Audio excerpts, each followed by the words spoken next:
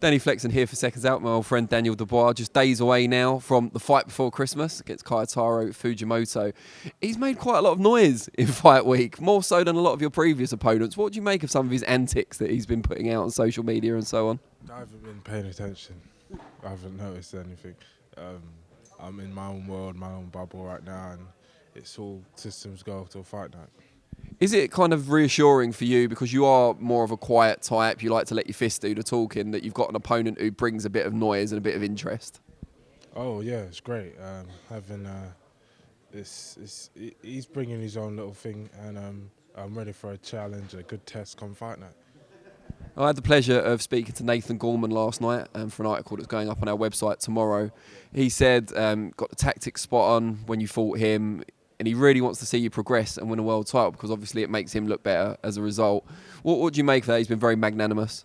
I'm sure a lot of my opponents have been. Some of them, even from my amateur days, from when. So I've got to do it for myself, but do it just to set the record straight and show I'm the goods.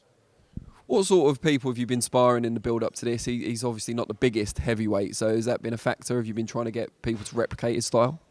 Well, I think everyone can't really do that, but I've been sparring, got a light sort of heavyweight from over America, and we've got in-house sparring as well, so it's been pretty consistent and reliable guys in the gym. Light heavyweight over from America, has he been able to take your power? Oh yeah. It's been good sparring. He moves around, gives me different challenges, and I don't necessarily always go in to take a head off. Sometimes use different rounds for different things, but ultimately it's been it. You know, I'm prepared 100% for this fight. We recently saw your trainer awarded with the Trainer of the Year award at the area awards not too long ago. Are you happy that he's finally getting the kind of recognition he deserves? Well, yeah. You didn't seem sure. No.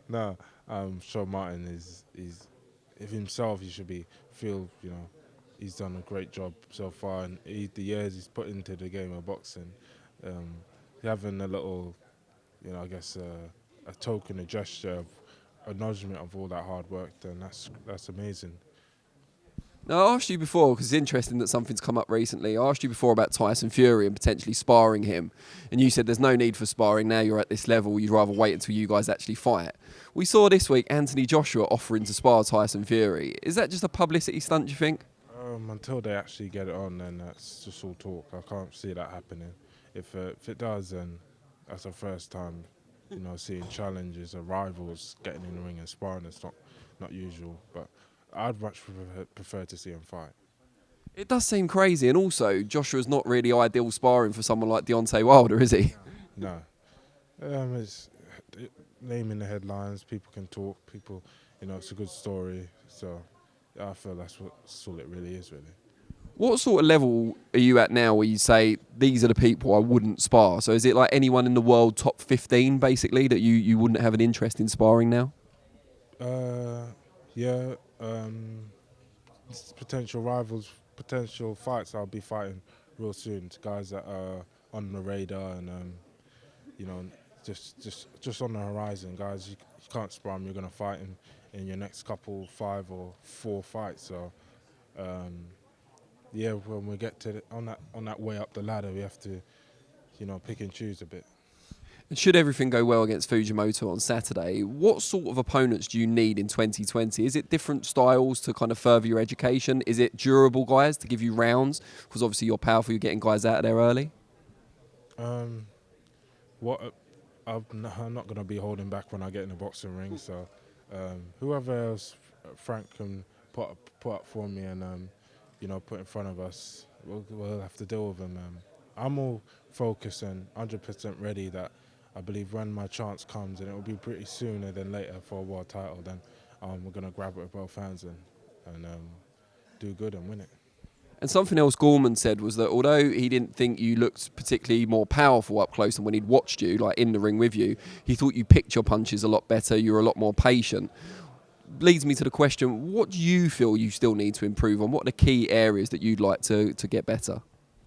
All round, really. all round. There's improvement has to be all round. Leave no stone unturned, as they say, and pick up whatever I can in the gym when I'm sparring or practicing, and make the improvements yourself. Improve yourself. You can, there's so much you can do in your own space of time, and you can imagine it. You can bring it into reality. And it is the fight before Christmas, of course, and whenever we do one of these interviews, I ask you something about Christmas, so you're not getting away this time. But how do you manage to do all your Christmas shopping with all this going on and being in camp? Keep it. I guess it's going to come a bit later on, but this Christmas present will be this fight, so we're going to go. I'm not sure all your nearest and dearest will feel that way. They might want actual presents. Got Dad to sort that out, so leave that for him. Brilliant. He's got many roles, it's fair to say. Well, we wish you the best of luck on Saturday night. We look forward to watching you in action. Cheers.